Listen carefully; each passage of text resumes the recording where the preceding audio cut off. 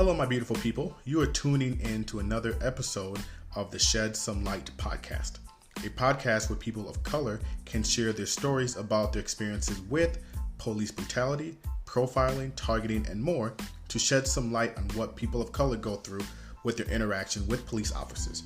My name is Timmy Ogundepe, and I am the founder of Safe Resell, a safer prepaid, cashless online marketplace where you can buy and sell locally. I am also your host with you today on this episode.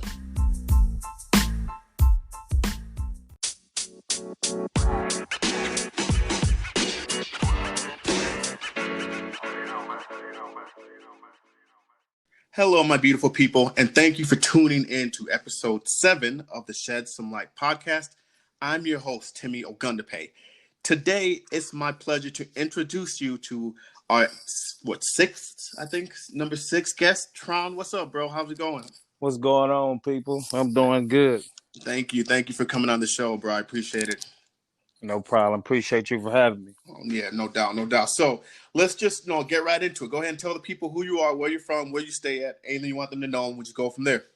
So I'm Tron, born and raised in South Mississippi. I'm currently now living in St. Charles, Missouri. Where I've been for the last couple of years. So I've been enjoying life. It's been good. Been a blessing. And Tron, let the people know, how old are you, if you don't mind me asking? 25. 25 years old. All right. What brought you to Missouri from Mississippi? So I currently was playing football at the time, and so I got a scholarship to play football here at Lindenwood University.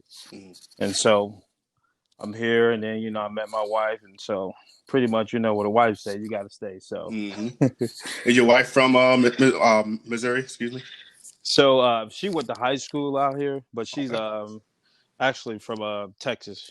Both our parents actually live in Texas now. So, oh, nice. Yeah. What part of Texas?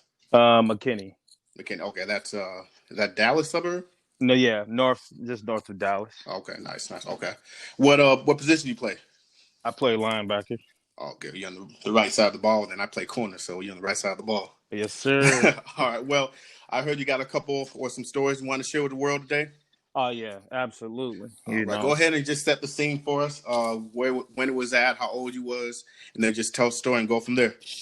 Okay, so I guess I'll start with, I think it was around the age of, this happened in high school down in South Mississippi. I think me and my guy, one of my best friends, G Money, at the time he had just got his brand new Benz. It's all blacked out Benz, and me, him, and a couple of our other friends, we go down to what we call the Franklin Fair, which is in Louisiana. And so we go have a good time.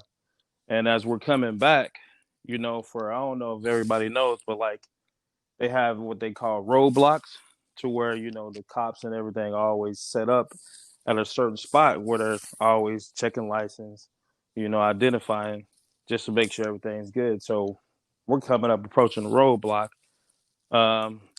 Few cars get through, and then it comes to us. We're black. And so they're like, pull over. We're in this brand new nice Benz. So they're like, hold on, wait, let's check them. So we're sitting there, we're waiting probably 3 to 5 minutes.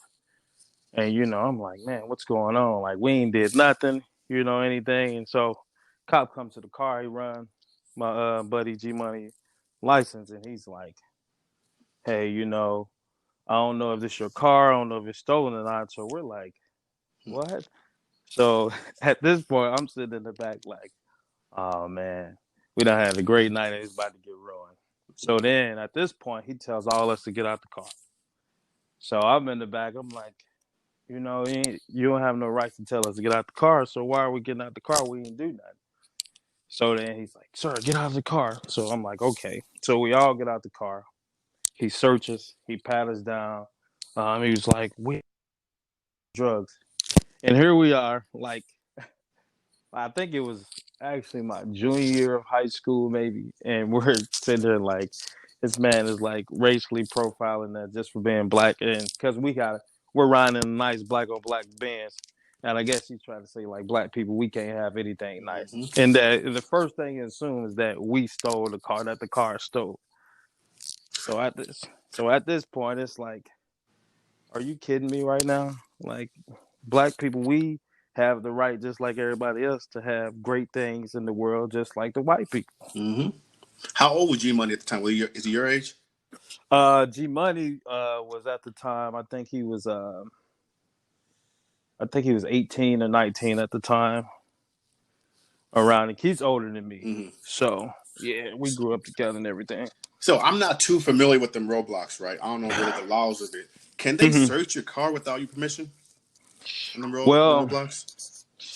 technically they really can't unless they assume that you have something in the car. So I'm like you. I'm kind of the same way. We most states don't have. I think, like I was telling my wife the other day, like I think being in Mississippi, that's like the only state that I ever known that to have a roadblock. Ever since I've been in every other state, like Mm-hmm. I haven't experienced going through a roadblock at all. Yeah, I've So never been to one either. And I lived in Houston, I lived in Southern Cali, of course, Minnesota. I never been to nothing like that. So yeah, so you don't know if they could have searched your car without permission, right? yeah, So they yeah, could have been doing something illegal, searching your yeah, shit without permission. yeah. So Basically, how that interaction end up? What happened after they searched your car and everything? so we're sitting there, the cops like, you know, we got to take you and you with us, and I'm like, what? Where we going? He's like, I got to take you downtown. Mind you, that this is on the weekend, and so we're like, oh man, like we're for to go downtown. He's like, I'm like, I got my phone out. I'm like texting my mom, like, look, this what happened. This was going on. We ain't do nothing illegal. So then at this point, guy like puts us on the car and like passes us down again. And I'm like, oh my God, what's going on now? At this point, he done put us in handcuffs and everything. So I'm like, Damn. yeah, for no reason. And he's like, you about to call somebody to come get you. Granted that we didn't have nobody to call because we're all the way in Columbia, Mississippi. So this place is like almost 2 hours from our house. Damn. So, yeah. So then after a while, he's holding us hostage for no reason. He's running license, running all that type of stuff. And then after a while, eventually he let us go. But it was basically had us for no reason. He was like, it wasn't nothing in the car. Basically stripped the whole car down, nothing. We're clean. Man, that shit pissed me off because it could have been the second pat down. They could have planted something on y'all too. Yeah. I've heard that story before. They could have planted Oh, something yeah. on y'all too. Like, oh, look what I found. Oh, No, the yeah, fuck you absolutely. didn't. Yeah, that's what I'm saying. Motherfuckers just racist. In Mississippi, man, it's just racist all the way down Yep. south. Yep. I love the South, but it's racist. Mm-hmm. You know. Was that the first interaction with police? That when you're 15, whether it was It good or ain't. bad. Yeah, it was. Okay. Yeah. So what'd you get taught growing up in terms of how to interact with police officers? Man, my parents, they always taught me, be respectful, always, obey everything, But anything that goes on, they're always gonna try to profile you for being black just because you're in the South. And I got a couple cousins who were cops, and the biggest thing they told her was like, living down here, you're always gonna get tested. One, because you're black. And he even told me he was like, most cops, you don't even do anything. They just pull you over just to fuck with you and see if you're gonna freeze up. So it's like, why do they do that? And that's still going on to this day. Oh yeah, 2020. 2020, yeah, because we're black. We already got 2 strikes on us. So Yeah. yep.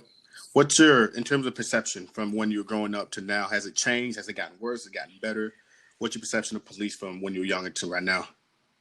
Man, it's with all this stuff going on. I mean, like, as a police, you're supposed to protect us. As a country, you got to protect all people, rather white, black. It shouldn't be like this racial discrimination of killing the blacks, and then whites can go in and shoot some shit up, but yet they get treated like kings. As far as us, we get shot right on the scene. Mm-hmm. And you heard about that story about Rashard Brooks, right? Yeah, man. That crushed my heart, man. Another black soul. Another one. And people are always gonna say if you don't want to get shot, you shouldn't have been doing something illegal. And that shit especially with Rashard Brooks, that's pissing me off more because my ass, I've been running from the cops before. You know, I ain't had nothing going on. I've been running from the cops. I've been underage drinking. You know, just because we did a minor crime, that's Yeah, not a death sentence. You know what I mean? Everybody done it. If you sped before in your life, you went 1 mile an hour over the speed that's what limit, I'm saying. that's a crime. Yeah, You know what I it mean? is. So it's like people don't understand that. Look, just because that crimes do get committed, I know that I ain't stupid, both white and black. That don't mean it should be a death sentence. You know, you That's right. mentioned that people can, white folks can go up and shoot up, a place, and we're taking what was it, Burger King, that Dylan Burger Roof dude. King. Yeah, I took I him to couldn't Burger believe that King. shit. They Yeah, took him to that Burger pissed me King, off. I was like, what type of bullshit is this? the fucking Burger King. I'm like, what Oh the man. hell, man? Anyway, so what change you want to see then in police in terms of police interaction, the training? What change do you want to see when it comes to that? I think the change should be, like most of these other countries, like at least, like we're like the only country I know that, you don't even have to have a college degree or anything or have to go through a certain amount of hours to be a police. I mean, I think like the rules should change. At least have a 2 to 4 year degree, and then you got to have more training Yeah. hours because these cops, they're feared for their life. So the first thing they want to think of, oh, black man, oh, Mm-hmm. he's threatened already. He's a threat already because he's black, and so they're like fearful of us. As a white cop, like you don't have to be fearful of a black man. You have to get to know us first Yeah. before you go and assume and Yep. judging. Yep. But it's always gonna be that racial black white thing. And of course, it's like we don't understand, but we do understand. We don't understand why it happened, but Yeah, we do understand. Like it ain't nothing new. yeah, Ain't nothing new. and you can't say you don't understand. It's like as a white person, it's not our job as black people to educate you Mm-hmm. about what's been going on. The shit has been going on for years. Yep. Like we've been slaves for as long as we can even think about, and it's still the racism going Mm-hmm. on. And like I was telling somebody, like we were slaves and then we were free. So how do you expect us to react to what's been going on? Like we weren't ever taught like our emotions and like, oh, this is how we should cope with life. Mm-hmm. We just were once we were free, shit, we were like, okay, we got to do whatever it takes to stay Yep. free. To survive too. And I was gonna mention too. It's going back to the Dylan Roof thing, right? Yeah. Not really him in particular, but when they say like, "Hey, fearful black skin, fearful black people," I started thinking to myself like, if you're really thinking about it, the people who are mass shooting, it ain't black folks. I'm just gonna leave it. It ain't black No, folks. We ain't gonna just mass shoot y'all. no, we ain't gonna We ain't do gonna do that. that. Like, And like we smart. yeah, We don't do nothing like that. and I tell when I be in the in the cut with some of my friends, right, white folks, right, Mm-hmm. Yeah, and I'll be like, look, they ain't gonna do shit to you if you don't do shit to them. Period. yeah. Especially if I'm in the street or whatever, some gangs. I see some gangs over there, or whatever. I'm like, look, they ain't gonna do shit to you if you don't fuck with them. Period. They ain't gonna do it. The white folks, they be mad as hell. I be scared of them motherfuckers. If I see a white folk coming down the street with a hood on, shit, I'm gonna be more fearful of him than the black folks. To That's be what I'm honest with you. saying. You these motherfuckers crazy. They crazy. And I love my They white don't. folks. They. Don't get me wrong. I love my white folks, but ain't nothing Yep. to be I scared do of about too. black people, man. We're the most No. loving, protective, cuddle bugs, man. That's what I'm for real, Oh yeah. straight up, man. Yeah. No, you're right. That's why. Like I was been from the South. I was telling us like I never. I had a few white people in my school, but like it was just predominantly Yeah. black. And I my mindset was growing up I was like, oh man, white people, they're racist and everything. But the minute I got to college, it was totally different.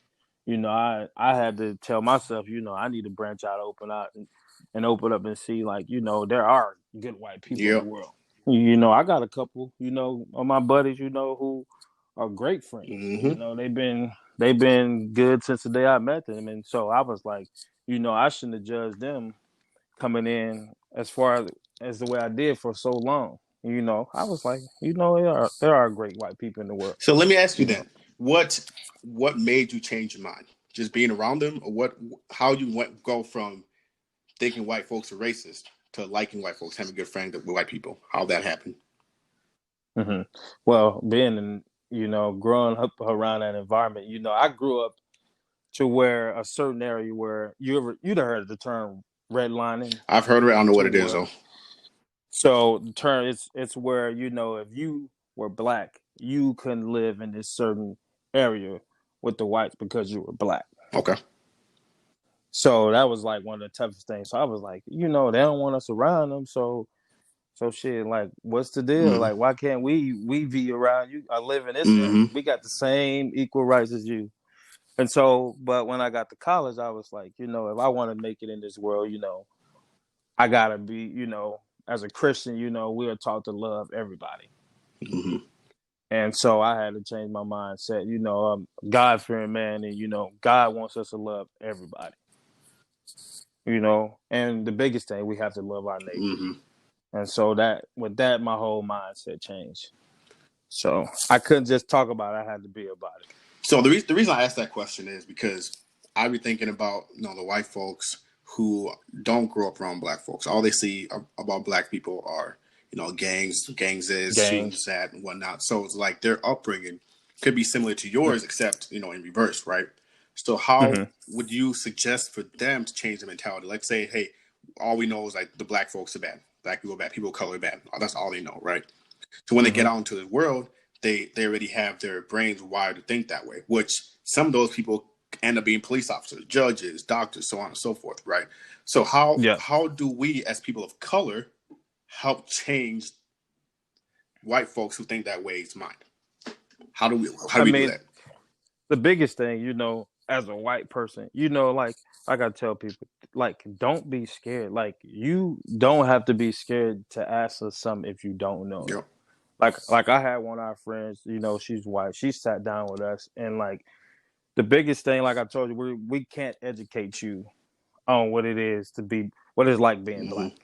So what she did, she sat down, and I appreciate her for this. She went back, she watched like all these certain movies on Netflix. She did her research, and she was like, I see why you guys are angry, because it's all like the whites will mess with the blacks, and that's what's causing the black to act like this. Yeah, and I was like, we don't just do shit just to do it. It's because somebody's fucking with us, and so we gotta do what we gotta do to protect ourselves. And so I think that's the biggest thing. You have to educate yourself first on what it's like, being why we are as blacks are acting the way we are now. And that's funny you said educate yourself or educate them, basically, because right before this recording, I was on social media, right? And I'm not gonna make this political because I don't want to be a political podcast, but I done seen what Trump said today, and it boiled my blood. The dude done said, I'm not gonna quote him, I can't remember the exact quote, but basically he made Juneteenth famous because nobody knew about it. And I'm thinking in my fucking mind, like, bro, what the fuck you mean nobody knew about this shit? And then I started thinking, okay, well, that's because I knew about it because I'm black. I know about it because I'm black, and I'm educated about what's going on. So if Trump, the person who's supposed to be the face of the United States, said, hey, nobody knew about it, that kind of rubbed me sideways. Like, okay, so you mean to tell me that you didn't know about it and you're supposed to be the leader? And you the one that made this shit famous? You? Oh, hell. I was so hot coming in here. I was so pissed off. Oh, yeah. I know. And everybody who knows me knows how I feel about Trump. So I'm going to leave that alone. But just know that I can't wait till November. I can't wait till November. That's all I know, man.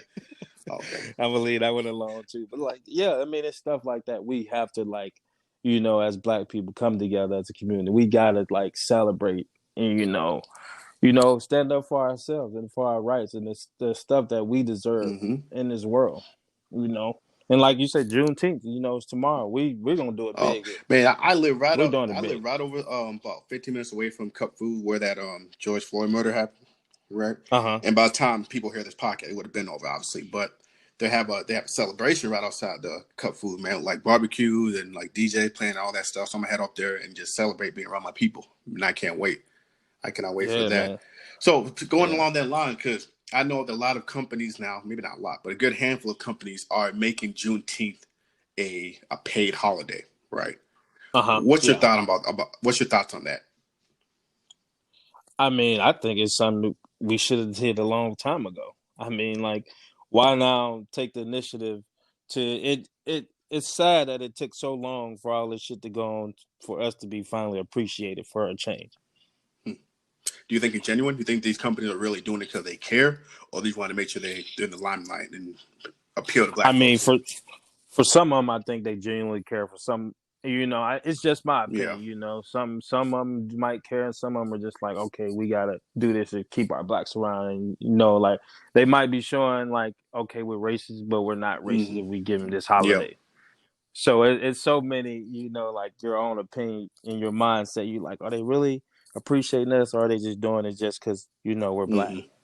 And I think So, that's going to be TBD, man. I'm thinking to myself a hmm year from now, I'm going to see where these companies are at, what they're talking about, see where yeah, they're at. because me, I honestly, I was telling my sister-in-law this. I was like, it should be a holiday to where like everybody be off from work. Mm-hmm. I mean, just let us enjoy it. Like it's a day for us to enjoy Mm-hmm. ourselves. Wait, you were talking about Juneteenth to be a holiday, or what you mean?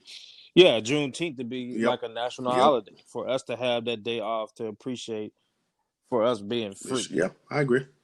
And to be honest, I never thought about that until this happened. I never thought about, oh, that should be. Yeah, Obviously knew me about either. Juneteenth. I never thought about, hey, that should be a national holiday, because in my mind, that ain't gonna be possible. Ain't no way Yeah, that the United States gonna make that a national holiday, commemorating what whites did to us, basically, exactly. like the end of what whites doing hmm to us. You know what I mean? So in my mind, I never thought that would happen, but shit, it might happen. It might. I mean, with all this shit going on, we don't know what's going to happen. Why do you think there's so many allies, non-people of color allies, right now, compared to the other, the Eric Holders and the Tamir Rices and the Trayvons and whatnot? What's different about George Floyd? I mean, he was a black male who, they finally had on video. I mean, like with black men, it's hard for us to make it in this world. I'm not even gonna lie. It's because, like I said, we're always judged, and so when to see something like that happen, you're like, okay, you got a black male who didn't do nothing and was like assaulted by these cops, and this man had every right, he didn't try to fight him or anything. He's just they basically just hemmed him up for nothing. Mm-hmm. And I don't know what it is, man, but whatever it is, it's creating some type of change. It's creating. yeah, I have never seen this many allies before, bro. I've had so many people yeah, hit me up, email me, text me, call me, just asking how I'm doing, asking how they can help. I actually work for a company. I'm not gonna, say what I work for, but I work for a yeah. company, and I have my hmm higher ups reaching out to make sure I'm okay. My managers, supervisors, even teammates, just reaching out saying, how can I help? I told them about the podcast. They shared. I was able to share it with my whole team and everything. So I'm very appreciative of hmm them, and I appreciate all the allies, because without them, shit ain't gonna change. It Shit ain't ain't. gonna That's what change. I'm saying. It takes them to change in order for there to be a change. Which is, yep, Because we can't do this yep, alone. We can do our part, but it's gonna take yep, them to do their parts as well. man. And it was kind of weird, when all this happened. You get your friends texting, your white friends are like, "Oh, I'm here for you. I'm reaching out." And the weirdest thing is like, what do you say in that situation? That was my thing. I was like, okay, what am I supposed to say? Like, Mm-hmm, are you just reaching out to me just because this going on, or like, were you always there for me? mm-hmm, And I got some of them that I hadn't talked to in a long time, but just like, oh, I'm here for you, and it's like, it's tough. mm-hmm. Thanks for the support, but Like, what do you say to them with that? yeah, Yeah, like like how yeah, what? Hey, I'm here if you need me. Okay, why would I need you? What if I do need you? Why would I go to you? And yeah, he's right. You're right. exactly, yeah, With me, it's like, shoot, if you want to help, share this podcast, man. Let our voices be heard. That's what I'm telling them. Everybody, share this yeah, podcast, yeah, because that's the main reason I started this podcast, is to make sure our voices. There's a platform for our voices to be heard by black folks, basically. Like, hmm this yeah, podcast is for white people. It's all people of color on it, but it's for the white folks to know what we go through, how we grew up, what we go through, and how that has changed our mentality with police officers and whatnot. hmm Man, okay. yeah. Well, wrapping up here, is there anything that you want our listeners to know about you? What's going on in your life, your world, anything like that? Me, during this whole thing, I'm just trying to, stay peaceful. Continue to seek justice for the black community. I'm doing everything I can, signing petitions, whether it be, going out and protesting, whatever it is, to help our black community, and to you know, encourage, our white friends, to educate themselves. on what it is to be black. Mm-hmm. Like how I got to this point. Like, that's the biggest thing, Mm-hmm. and help support Yep. us. Yep. And Tron, I forgot to ask you, bro. Did you say you had a kid? Yeah. How old? Girl or boy? I got a boy. He's two He's 2 months. months. Okay, perfect. I have a daughter who's she's 7 weeks tomorrow. Anyway, I'm also Oh have man, congrats to you. man. Congrats to you too, bro. Your first kid, I'm Appreciate it. assuming. Yep, Okay, first one. so knowing that obviously you don't grow up. I have a 7-year-old. And I just had this conversation with him about racism, skin color, being black in America, all that stuff. Right? Have you Hmm. thought about when you want to talk to your son about this? What you're gonna say about it? Are you gonna play it by ear? What have you thought about that yet? Nah, I'm gonna start right when he's Yeah. young. I mean, they have the right to know. Like the last thing I want my kid to be going to school, being like, Dad, why am I being treated like Mm, this? And so I'm gonna go ahead and let him know. So when the time comes, he can say, "Hey, Dad, you were right," or this really is how the world. Because my parents sat me down at a young age, and they were like, "Okay, this is the world. This is how it's gonna be. mm, Continue to love everybody, but like you're gonna face, you know, racial challenges, especially growing up in Mississippi. You mm. are." Yeah. And that was similar to what my family taught me. My mom and dad, we African, right? We came from Nigeria, right? And Yeah, we came here when I was 3 years old. So all I know is America, right? And yeah. growing up, not only did they teach about being black in America, right? Not putting their hoods up, hands out the pockets, so on and so forth. But on top of Hmm. that, being Nigerian, being African in here, now we getting hated Yeah. on not only could we black, but now could we have accents or whatever the case may be. So shit was crazy growing up, I Shit was know it was crazy. tough, man. I know it was tough on you Shit. too. And I grew up in an area where there's a lot of white folks, a lot of white See, yeah, folks. and that's where I'm kind of in an area now. That's where I live now. Where it's only like 6% of blacks Mm-hmm. that live here, Mm-hmm. where I'm from. And like you said, you ain't really worried about the whites. You worried, but you're not Mm-hmm. worried because if, like you said, if you don't mess with them, they not gonna mess Mm-hmm. with you. They know they not crazy. Mm-hmm. You know. And So speaking of the rep, before I let you go too, bro, it's like my mom always told me about how to not, because I love fighting. Now, everybody knows that I'll fight. I'll fight on a dime, right? Obviously, I'm in church. I'm not like that no more. But back in school, yeah, if you even look at me wrong, I'm swinging, right? And my yeah, mom had to sit me down one day because I got in a fight. I got in a fight because somebody called me the N word, right? I was probably 10 years old. I didn't know what the hell uh-huh. that meant. I didn't know what the hell that meant. All I know was that you ain't supposed to call me that shit, right? So I done Yep, swung on this dude and I got in trouble, whatever, whoopty whoop. And then my mom sat me down and she's like, look, you cannot be hitting everybody that calls you the N word because it ain't gonna stop. You gonna always have yep, somebody that gonna call you the N word, and it's gonna get you in trouble if you always react to that. And looking hmm, back at it, I didn't really think much about it at the time, just like, I'm in trouble for fighting. But looking back at it, I'm like, damn, she sure ain't lie. She sure ain't lie. Still to this day, if somebody call me the N word, my first reaction is to hit you. But I can't. yep. I have a family now, I You have a can't. business, I got everything, so I can't do that. But it's just Hmm. crazy how that's what we have to be taught growing up. And yeah, that's all. Yeah. We want to tell a quick story, man. Okay. Well, thank you, my man, again for joining.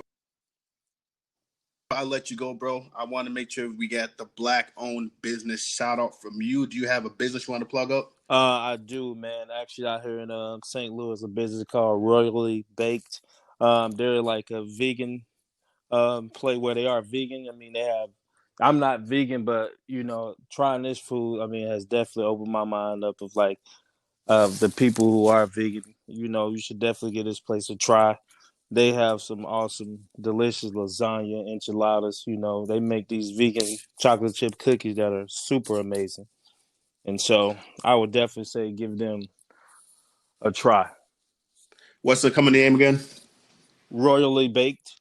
Royally Blake. Okay, do you have a contact info, either phone number, email, social media handle, anything? If you pretty much type their name in Type in Google, and Google, everything will it'll pop pop up. up. Yeah. Hmm. All right, cool, cool, cool, I actually cool. do got a number though. I got a Oh number. Yeah. yes, go ahead and share it out real quick. The number is 314-332-3248. All right. Thank you so much, bro. Again, man, on behalf of people of color everywhere, bro, thank you for shedding some light on your experiences and your upbringings, your thoughts, emotions, all that. And to our listeners, thank you for joining in again as we share our experiences with you. If you got a story you want to share or know somebody who does, please have them shoot us an email at shedsomelightpodcast@outlook.com. Again, that's shedsomelightpodcast@outlook.com. Tron, my man, thank you so much. Tell the family I said hey, and thank you again. Thank them for allowing you to be on this podcast. Mm-hmm. And I'll be hitting you up. All right. Appreciate you, Tim, for having me on the show. Take care. You too. No problem. All right. Later. Thank you for tuning in once again to the Shed Some Light podcast. Good morning, good afternoon, good evening. Until next time.